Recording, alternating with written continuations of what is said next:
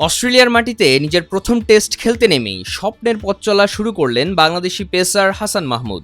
ডারউইনে অজিদের বিপক্ষে বাংলাদেশের ঐতিহাসিক 9 উইকেটের জয়ে ম্যাচ জুড়ে একচ্ছত্র আধিপত্য দেখিয়েছে 24 বছর বয়সী এই ডানহাতি পেসার। 2 ইনিংস মিলিয়ে 9 উইকেট নিয়ে কেবল ম্যাচ সেরার পুরস্কারই পাননি, স্থান করে নিয়েছেন শতবর্ষী এক মহাকাব্যিক রেকর্ডের পাতায়। অস্ট্রেলিয়ার মাটিতে জীবনের প্রথম টেস্ট খেলতে নেমে সফরকারী কোনো পুরুষ বোলারের সেরা ম্যাচ বোলিংয়ের তালিকায় হাসান মাহমুদের 111 রানে 9 উইকেটের বোলিং ফিগারটি এখন ক্রিকেট ইতিহাসের তৃতীয় সেরা। এই তালিকায় শীর্ষে রয়েছেন মরিস টেট ও ওয়াসিম আকরামের মতো 2 কিংবদন্তি।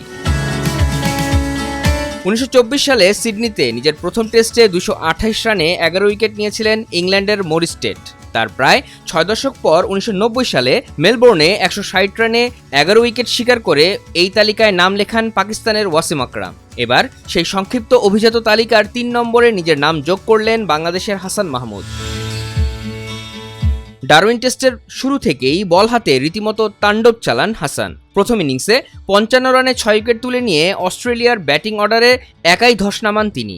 টেস্টে অস্ট্রেলিয়ার বিপক্ষে বাংলাদেশের কোনো বোলারের এটিই এখন সেরা বোলিং ফিগার। এরপর দ্বিতীয় ইনিংসে 56 রান দিয়ে গুরুত্বপূর্ণ 3টি উইকেট নিয়ে ম্যাচে মোট 9 উইকেটের কোটা পূরণ করেন তিনি।